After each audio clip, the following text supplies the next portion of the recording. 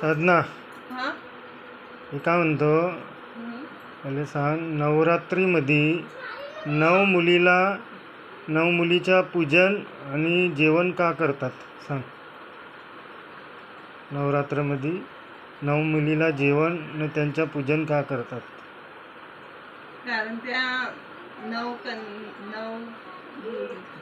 सांग ना. ते दुर्गण एका लहान कन्येच्या रूपात असते. हां. आणि म्हणून 9 कन्येला पुजतात, त्यांचे पूजन करतात. हो का? हा. काही अजून दुसरा काही असू शकते दुसरं म्हणजे का माहीत? नऊ सांगा मित्रांनो. 9 कन्या म्हणजे लहान कन्येच्या रूपात असतात. नवदुर्गा. हो का?